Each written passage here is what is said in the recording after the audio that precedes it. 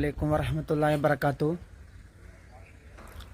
അബുദാബിയിലെ ദാരുണമായ വാഹനാപകടത്തിൽ ഒരു കുടുംബത്തിലെ 4 പിഞ്ചുമക്കൾ മരണപ്പെട്ട വാർത്ത നിങ്ങളെല്ലാവരും കണ്ടിട്ടുണ്ടാവും. മലപ്പുറത്തെ ഒരു കുടുംബത്തിലെ 4 പിഞ്ചുമക്കൾ അവരുടെ ഉമ്മയെയും ബാപ്പയെയും തനിച്ചാക്കിയാണ് അള്ളാഹുവിൻ്റെ വിളിക്ക് ഉത്തരം നൽകിയവർ വിട പറഞ്ഞിരിക്കുന്നത്.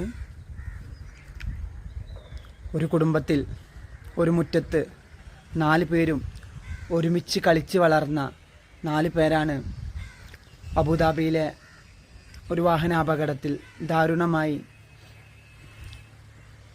മരണപ്പെട്ടിട്ടുള്ളത്.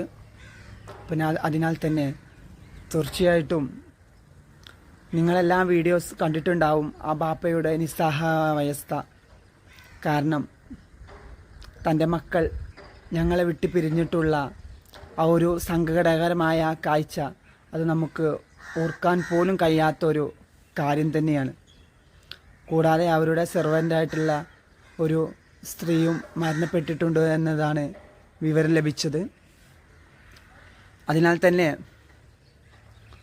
അല്ലാഹു സുബ്ഹാനഹു തആല അവർക്ക് ഈ ഒരു ദുരന്തത്തിൻ്റെ മേൽ ക്ഷമിക്കാനുള്ള കരുത്തു അല്ലാഹു സുബ്ഹാനഹു തആല നൽകട്ടെ എന്നതാണ് ഈ നിമിഷത്തിൽ എനിക്ക് പ്രാർത്ഥിക്കാനുള്ളത്.